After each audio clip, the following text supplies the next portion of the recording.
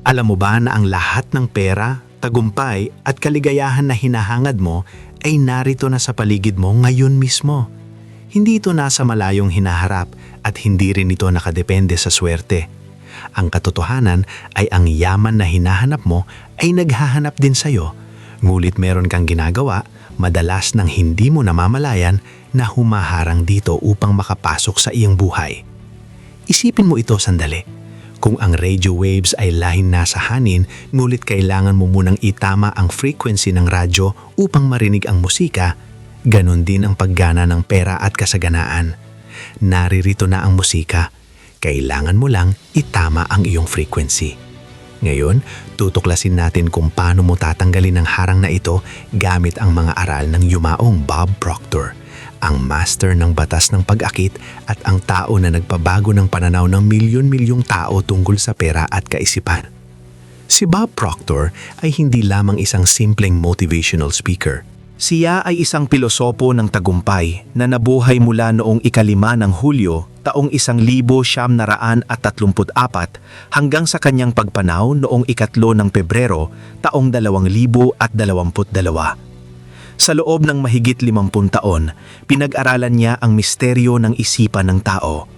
Siya ay nakilala sa buong mundo dahil sa kanyang best-selling na libro na pinamagatang You Were Born Rich noong taong 1984 at sa kanyang tangyag na partisipasyon sa pelikulang The Secret noong taong 2006.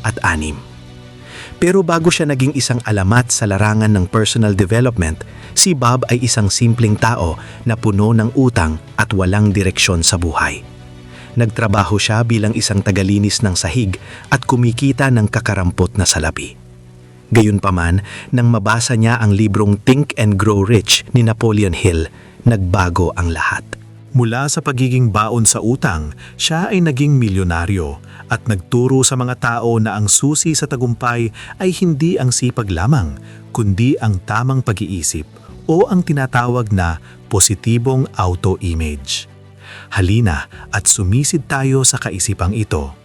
Bakit nga ba marami sa atin ang nagtatrabaho ng mahigit 8 oras bawat araw, nagsasakripisyo ng oras para sa pamilya at ginagawa ang lahat ng makaaya, ngunit tila ba kulang pa rin ang ating kinikita? Bakit may mga taong tila hindi naman gaanong nagpapagod, pero ang pera ay tila dumadaloy sa kanila na parang tubig sa ilog? Ang sagot ayon kay Bob Proctor ay nasa ating paradigma o paradigm. Ang paradigma ay isang mental program na may halos eksklusibong kontrol sa ating nakagawiang pag-uugali. At halos lahat ng ating pag-uugali ay nakagawian. Ibig sabihin, 75% ng iyong ginagawa sa araw-araw ay dikta ng iyong subconscious mind o ang iyong isipang walang malay at hindi ng iyong logical na pag-iisip. Isipin mo ang iyong isipan bilang isang hard drive ng computer. Mula nung ikaw ay ipinanganak hanggang sa ikaw ay umabot sa edad na 7, ang iyong isipan ay nakabukas at tinatanggap ang lahat ng impormasyon mula sa iyong paligid ng walang filter. Kung lumaki ka sa isang kapaligiran kung saan laging problema ang pera, kung saan laging sinasabi ng iyong mga magulang na mahirap kitain ang pera o ang pera ay ugat ng kasamaan, ang mga ideyang ito ay nabaon sa iyong subconscious mind. Ito ang naging iyong paradigma. Kahit ngayong matanda ka na at gusto mong yumaman, ang programang iyon sa iyong isipan ay patuloy na tumatakbo at sinasabotahe ang iyong mga plano. Sinasabi ng iyong logical na isip na gusto mong kumita ng 10,000 dolyar bawat buwan, ngunit ang iyong subconscious mind ay nakaprograma sa kita na 2,000 dolyar lamang. Dahil dito, kahit anong gawin mong diskarte, babalik at babalik ka sa resultang tugma sa iyong paradigma. Ito ang dahilan kung bakit may mga nananalo sa loto ng milyong-milyong dolyar, ngunit pagkalipas ng ilang taon ay naghihirap muli. Ang kanilang bank account ay lumaki, ngunit ang kanilang paradigma ay nanatiling pangmahirap. Sinasabi ni Bob Proctor na ang gusto mo ay nandiyan na. Ang ideya ng pagkakaroon ng 50,000 dolyar o kahit 1,000,000 dolyar ay nasa ether na. Nasa himpapawid na ito. Ang kailangan mo lang gawin ay maging kamatch o katugma ng enerhiya ng halagang iyon. Ang pera ay enerhiya. Ang iyong katawan ay enerhiya Ang lahat sa universo ay gawa sa enerhiya na nagva-vibrate sa iba't ibang bilis o frequency. Kapag ikaw ay nag-aalala tungkol sa iyong mga bayarin, ikaw ay nasa frequency ng kakulangan. At dahil ang universo ay tumutugon sa iyong frequency, bibigyan ka pa nito ng mas maraming dahilan para mag-alala. Ito ang batas ng atraksyon na gumagana sa negatibong paraan. Kung lagi mong iniisip ang utang, lalo kang magkakaroon ng utang. Hindi dahil gusto ng universo na parusahan ka, kundi dahil iyon ang order na ipinapadala mo sa pamamagitan ng iyong damdamin at kaisipan. Bago tayo magpatuloy sa mas malalim na teknik kung paano baguhin ang paradigmang ito, nais ko munang huminto sandali. Kung nararamdaman mo na ang impormasyong ito ay nagbubukas ng iyong isipan at nagbibigay sa iyo ng bagong pag-asa, nakikiusap ako na pindutin mo ang like button sa ibaba. Ang simpleng aksyon na ito ay napakalaking tulong upang maikalat natin ang mensaheng ito sa mas maraming taong nangangailangan ng liwanag sa kanilang buhay pinansyal. At kung hindi ka pa nakakapag-subscribe, mag-subscribe na at pindutin ang notification bell upang hindi mo ma-miss ang mga susunod nating pagtatalakay na maaring magbago ng iyong kapalaran. Salamat sa iyong suporta at ngayon, ipagpatuloy natin ang paglalakbay patungo sa iyong tagumpay. Pag-usapan naman natin ang siyensya sa likod nito upang mas maintindihan ng ating lohikal na isipan. Merong bahagi sa ating utak na tinatawag na Reticular Activating System o RAS. Ang RAS ay nagsisilbing filter ng bilyong-bilyong impormasyon na pumapasok sa ating utak araw-araw. Kung tatanggapin ng iyong utak ang lahat ng nakikita, naririnig at nararamdaman mo ng sabay-sabay, ikaw ay mababaliw. Kaya ang trabaho ng RAS ay ipakita lamang sa iyo ang mga bagay na mahalaga sa iyo o ang mga bagay na binaniniwalaan mo. Kung naniniwala ka na mahirap ang buhay, ang iyong RAS ay mag-filter at ipapakita lamang sa iyo ang mga balita tungkol sa krisis, ang mga presyo ng bilihin na tumataas at mga taong naghihirap. Hindi mo makikita ang mga oportunidad na nasa harap mo dahil literal na binubulag ka ng iyong sariling paniniwala. Pero kung babaguhin mo ang iyong paniniwala at sasabihin sa sarili mo na ang mundo ay puno ng oportunidad at pera, biglang magbabago ang trabaho ng RAS. Magsisimula mong mapansin ang mga ideya sa negosyo, mga taong makakatulong sa iyo, at mga solusyon na kanina ay hindi mo nakikita kahit nandoon naman sila palagi. Ito ang ibig sabihin ni Bob Proctor na ang gusto mo ay nandyan na, hindi ito nawawala. Ikaw lang ang hindi nakikita dahil sa iyong lumang programa. Isang malaking pagkakamali ng karamihan ay ang pagtatangka na baguhin ang resulta nang hindi binabago ang sanhi. Halimbawa, kung mayroon kang negosyo at hindi ito kumikita, ang karaniwang reaksyon ay magtrabaho ng mas mahaba, magbawas ng gastos o maghanap ng ibang produkto. Pero kung ang iyong internal na thermostat sa pera ay nakaset sa mababang halaga, kahit anong gawin mong pagbabago sa labas, hihilahin ka pabalik ng iyong paradigma sa dating resulta. Para hang nagpapainit ng kwarto na may aircon na nakaset sa malamig na temperatura. Kahit anong gawin mong pag-init, lalabanan ito ng thermostat at ibabalik sa lamig ang kwarto. Kailangan mong baguhin ang setting ng thermostat. Sa buhay, kailangan mong baguhin ang iyong internal na pananaw sa iyong sarili at sa pera. Madalas nating marinig ang mga tao na nagsasabing, gusto ko ng mas maraming pera para mabayaran ang aking mga utang. Ito ay isang patibong. Kapag ang iyong layunin ay magbayad ng utang, ang focus ng iyong isipan ay nasa utang.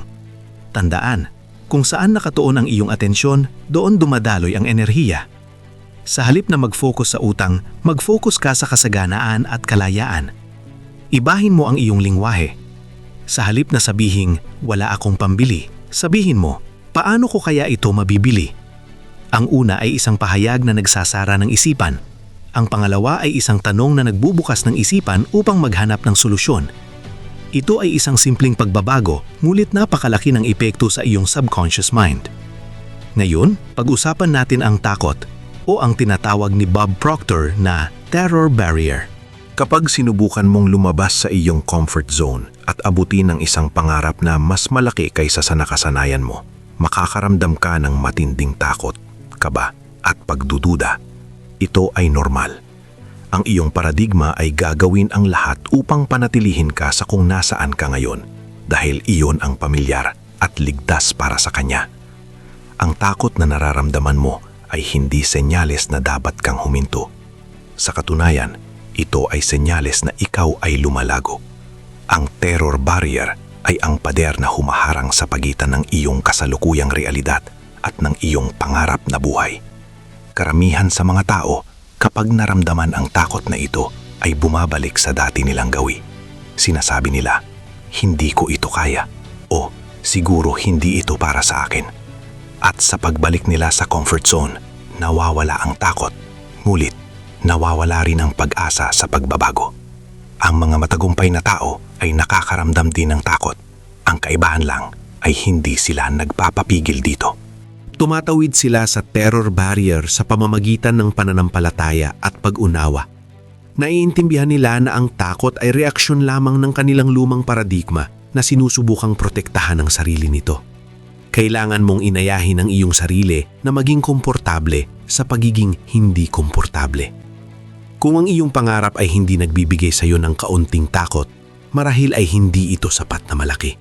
Ang pangarap mo ay dapat magbigay sa iyo ng excitement at takot ng sabay. Kung excitement lang, ibig sabihin ay alam mo na kung paano ito gawin, kaya wala kang matututunan na bago. Kung takot lang, baka mali ang iyong direksyon. Pero kung magkahalo ang dalawa, nasa tamang landas ka. Isipin mo ang isang pagkakataon sa iyong buhay kung saan nagkaroon ka ng malaking desisyon. Marahil ito ay ang paglipat ng bahay, pagpapakasal, o pagpapalit ng trabaho. Bago mo gawin ang desisyong iyon, puno ka ng pag-aalinlangan. Maraming tanong sa iyong isipan. Paano kung magkamali ako? Paano kung hindi ito gumana? Ito ang boses ng iyong paradigma. Ngunit nang tumuloy ka at nalampasan mo ang takot, na-realize mo na hindi naman pala ganun katakot ang resulta. Sa katunayan, nagtaka ka pa kung bakit ka natakot ng sobra. Ganun din sa pera. Ang takot na mawalan o ang takot na sumugal ay imahinasyon lamang ng negatibong isipan. Ang katapangan ay hindi ang kawalan ng takot, kundi ang pagkilos sa kabila ng takot. May isang mahalagang konsepto na itinuturo si Bob Proctor tungkol sa pagtanggap. Sinasabi niya na dapat kang mag-relax at tanggapin na ang yaman ay para sa iyo. Maraming tao ang mayroong internal na resistensya o paglaban sa pagtanggap ng biyaya.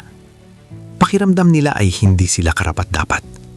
Marahil ay sinabihan sila noong bata pa na hindi tayo mayaman at hindi tayo kailanman magiging mayaman. Ang mga salitang ito ay nagiging batas sa kanilang isipan. Kailangan mong basagin ang batas na ito. Kailangan mong palitan ang script ng iyong buhay. Magsimula kang sa sarili mo, ako ay karapat-dapat sa lahat ng magandang bagay na inaalok ng buhay. Ako ay masaya at nagpapasalangat ngayon na ang pera ay dumadating sa akin sa lumalaking dami mula sa iba't ibang pinagmulan ng tuloy-tuloy. Ito ay isang affirmation na madalas ipagamit ni Bob Proctor. Ang siyensya ng epigenetics ay nagpapatunay na ang ating kapaligiran at ang ating persepsyon sa kapaligiran ay maaaring magbago ng ating gene expression. Ibig sabihin, hindi ka biktima ng iyong genes o ng iyong pinagmulan. May kapangyarihan kang baguhin ang iyong tadhana sa pamamagitan ng pagbabago ng iyong persepsyon. Kapag binago mo ang iyong tingin sa pera mula sa isang bagay na kinakatakutan o iniilagan, patungo sa isang kasangkapan na nagbibigay kalayaan at kakayahang tumulong sa kapwa, ang enerhiya mo ay magbabago. At kapag nagbago ang enerhiya mo, magbabago ang mga bagay na naaakit mo. Isa pang malaking hadlang ay ang kawalan ng malinaw na layunin. Maraming tao ang nagsasabing gusto nilang yumaman. Pero kapag tinanang mo kung magkano ba talaga ang kailangan nila at para saan, wala silang tiyak na sagot. Ang universo ay tumutugon sa katumpakan o specificity. Hindi ka pwedeng pumunta sa airline counter at sabihing, bigyan niyo ako ng ticket papunta sa akong saan-saan. Hindi ka makakaalis. Kailangan mong sabihin kung saan mo gustong pumunta. Ganon din sa buhay. Kailangan mong magkaroon ng tinatawag na goal card. Isulat mo sa isang maliit na card ang eksaktong halaga ng pera na gusto mong kitain, kailan mo ito gustong makuha at ano ang serbisyo o produkto na ibibigay mo kapalit nito. Tandaan, walang libre sa mundo. Ang yaman ay kapalit ng serbisyo. Ang halaga ng pera na kikitain mo ay direktang proporsyonal sa pangangailangan sa iyong ginagawa, sa iyong kakayahan na gawin ito at sa hirap na ikaw ay palitan. Kapag mayroon ka ng gold card, basahin ito tuwing umaga pagkagising at tuwing gabi bago matulog. Bakit? Dahil sa mga oras na ito, ang iyong brainwaves ay nasa alpha o theta state kung saan ang iyong subconscious mind ay pinakabukas sa suhestyon. Sa pamamagitan ng pag-uulit o repetition, unti-unti mong binabago ang iyong paradigma. Sa simula, maaaring sabihin ng isip mo na niloloko mo lang ang iyong sarili. Sasabihin ito na imposible yan. Huwag kang makinig. Ituloy mo lang ang pagbabasa at pagdamdam na para bang totoo na ito. Ang susi ay hindi lamang ang pagbasa, kundi ang emosyon na kalakip nito. Kailangan mong maramdaman ang saya at pasasalamat na para bang nasabusa mo na ang pera. Ang prosesong ito ay hindi magic, ito ay batas ng kalikasan. Kung magtatanim ka ng buto ng mais, hindi ka mag-aani ng kamatis. Kung magtatanim ka ng mga kaisipan ng kasaganaan sa matabang lupa ng iyong subconscious mind at aalagaan mo ito ng emosyon at aksyon, wala itong ibang pwedeng gawin kundi ang magbunga ng kasaganaan. Ngunit mag-ingat ka dahil ang lupa ay hindi namimili kung ano ang itatanim mo. Kung magtatanim ka ng lason, lason din ang tutubo. Kung magtatanim ka ng takot at pagdududa, iyon din ang aanihin mo sa iyong realidad.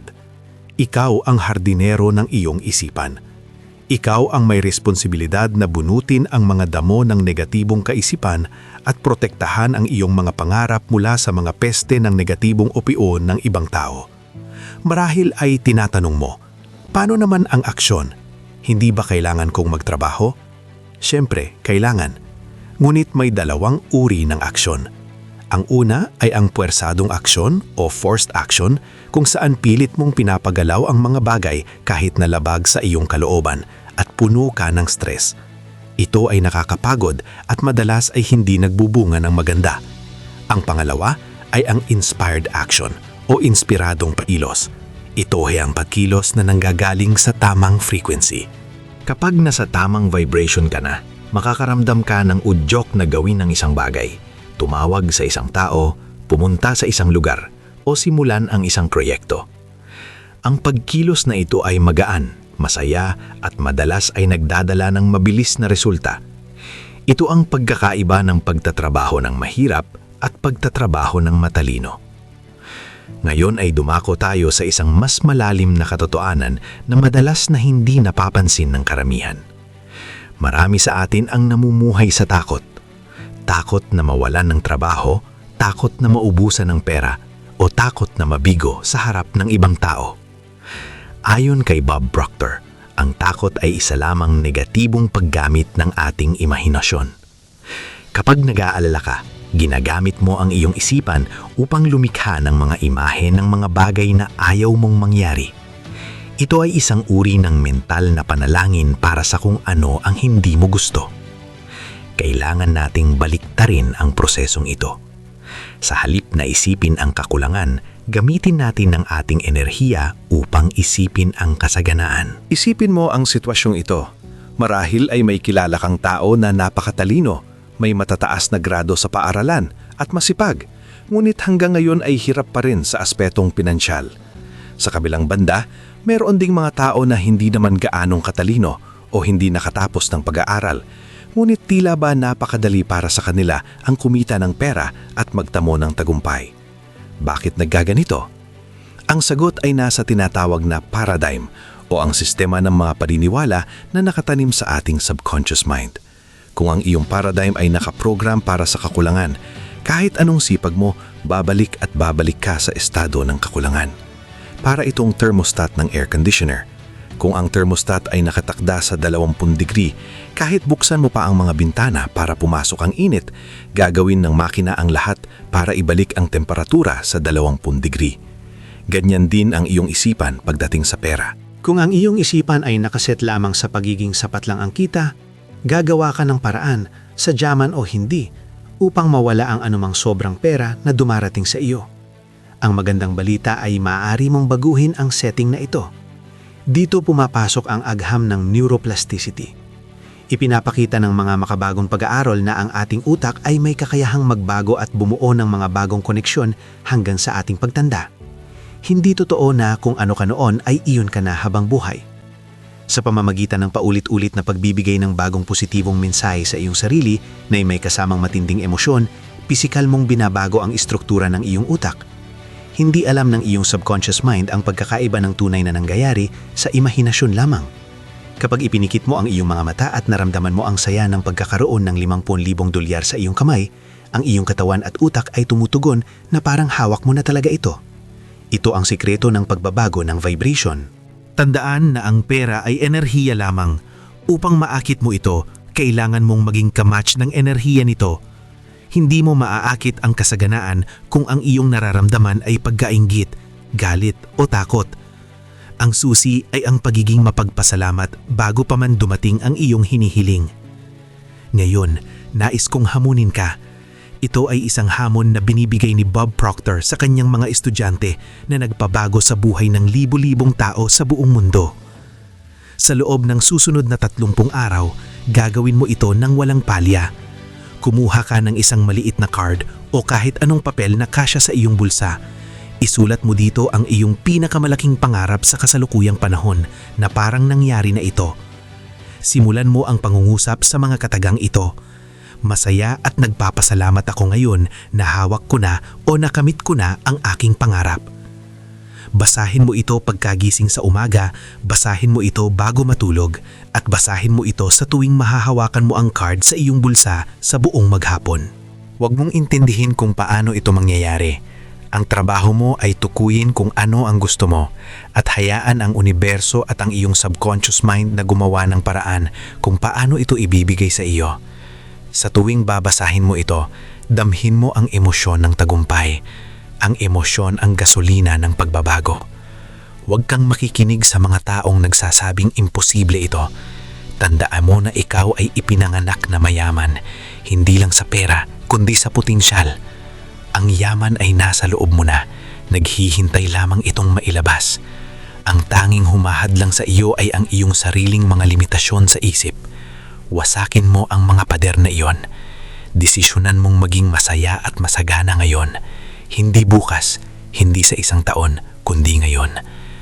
Habang tinatapos natin ang paglaglakbay na ito sa mga aral ng isang alamat, nais kong ipaalala sa iyo na ang bawat impormasyon na narinig mo ay walang halaga kung hindi mo lalapatan ng gawa.